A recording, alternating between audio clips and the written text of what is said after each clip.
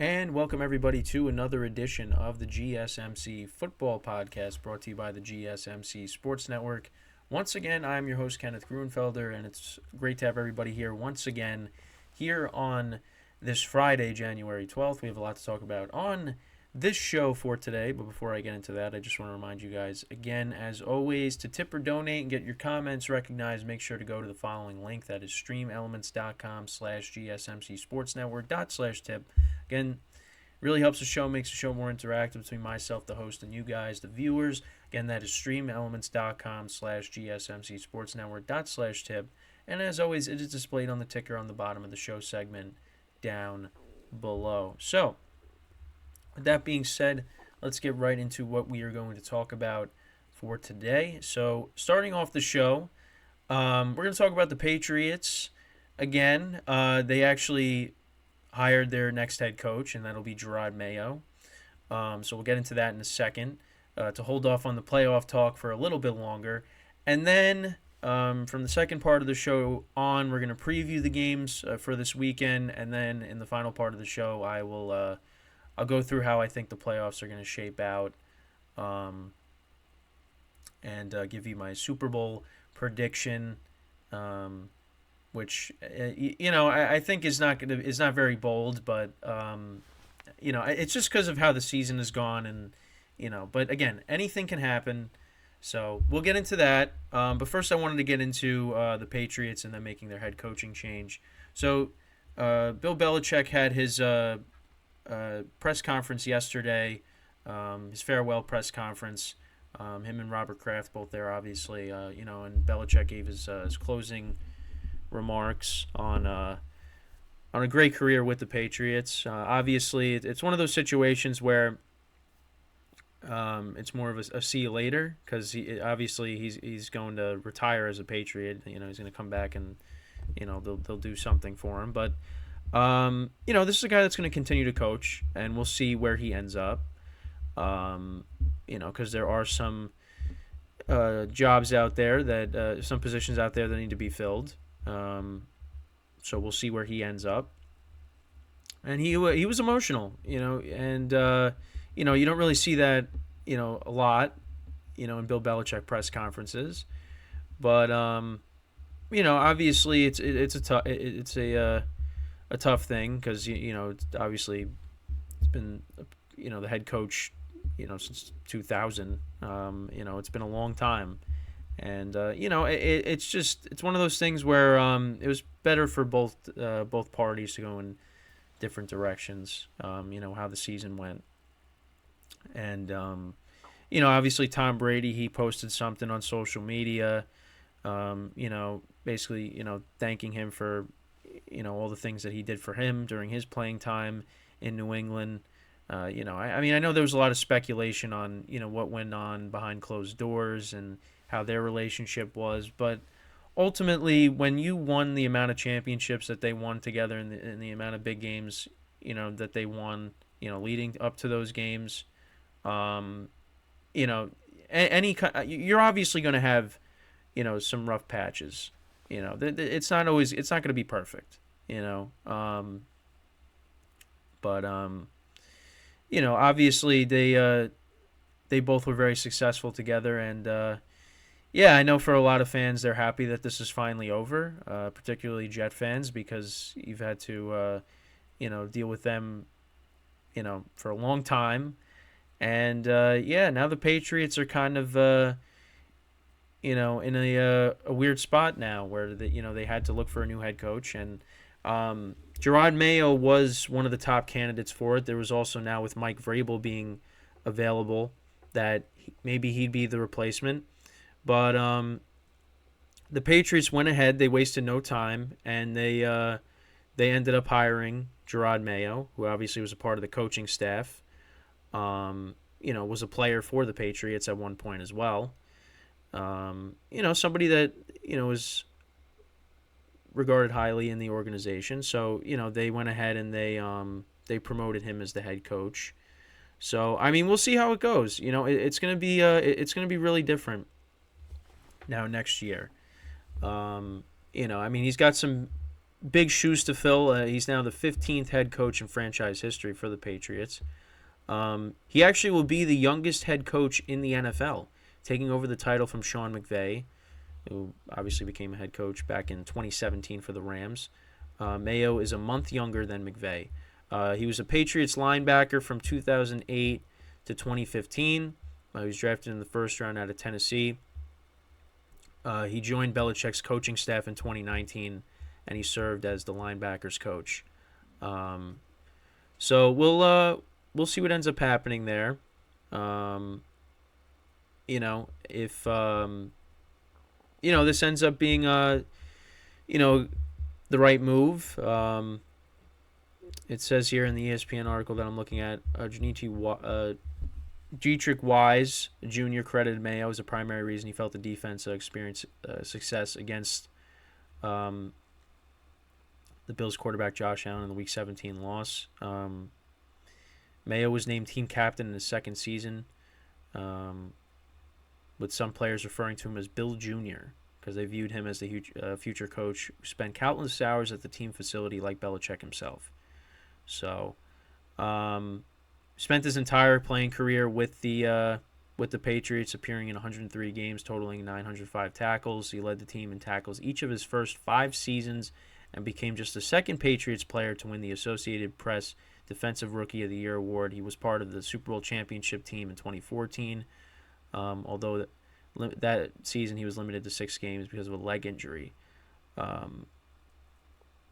So yeah, I mean, we'll see. Now that he is the head guy there in New England now, what ends up happening, because the Patriots, they have they have some things they need to address. The quarterback position. They got to add some more skill position players on, particularly on offense. And the other thing too, and now we got to see where Belichick ends up. You got the Chargers. That's a possible destination, which I think maybe him or Mike Vrabel ends up there. We'll see. That I think is probably one of them. That and the Falcons. If the Falcons can figure out their quarterback situation, with the weapons that they have on offense and an improving defense, I mean, those are good spots. For a Bill Belichick. There's also the Panthers out there, which I don't know who's going to take that job. I don't think it's going to be either of them two, but you never know. The Raiders, we'll see if they stick with Antonio Pierce. It's going to be interesting. I mean, this is probably one of the craziest coaching carousels you're ever going to see, because you got Belichick, you got now Vrabel, of course. Jim Harbaugh could be a part of that conversation now, if he ends up leaving Michigan. And obviously Pete Carroll stepping down from as head coach of the Seahawks, but it seems he's gonna stay within the organization. A lot of changes. And who knows how the playoffs go? Maybe somebody gets fired, with one of these playoff teams. Could Mike McCarthy, if the Cowboys get knocked out early, is he done in Dallas? I know some people are done with Nick Sirianni in Philly already, with the collapse that they've been having. So, yeah, it's just got to keep an eye on it. But, yeah, I'm curious to see where Belichick ends up, and I'm curious to see how this next era in New England's going to go. It's going to be very different, and it really is. It's an end of an era, and obviously people have their strong dislikes with the Patriots, and I understand, just because of, what they were able to do over 20 years, Belichick and Brady. It was, as much as people didn't like it, it was a big part of my life, growing up, and really the first domino to fall when I started to realize things were changing in the football landscape, I would say, is when Peyton Manning retired. I think that was kind of like the beginning of the end of like that era of football this era of football that I've grown up watching. Because then you had Breeze retiring and Eli retiring, Big Ben, all these guys you grew up watching. all retiring, and Tom Coughlin with the Giants, him stepping down. Well, I mean that's just me saying that as a Giant fan, and then it's just a lot of dominoes started to fall, and now we're seeing it's a different game now, and I think the NFL is in good hands with the quarterbacks that we have now, and the players. I mean, the athletes are better than they were back then. Um, so I don't think the NFL is in good hands, but it's just it makes you realize that a part of your childhood's ending. Whether you liked it or not. And I could talk about you go back to you talk about baseball for a second. Yankees and the Red Sox had this great rivalry, and those players are gone too. Players who grew up watching. I mean, listen, David Ortiz couldn't stand him when we played against him. But you know what? That's what made it fun. It's good to have a villain, and the Patriots were that. Now we got to look at another team that could be the villain. Um, I mean, I know a lot of people have, now with the Chiefs and the Super Bowls that they've won, and some of the theatrics surrounding them have kind of made them not a very liked team for different reasons other than football. But yeah, I mean it's going to be different next year without Belichick in New England. Now we'll see where he ends up because he's not done yet.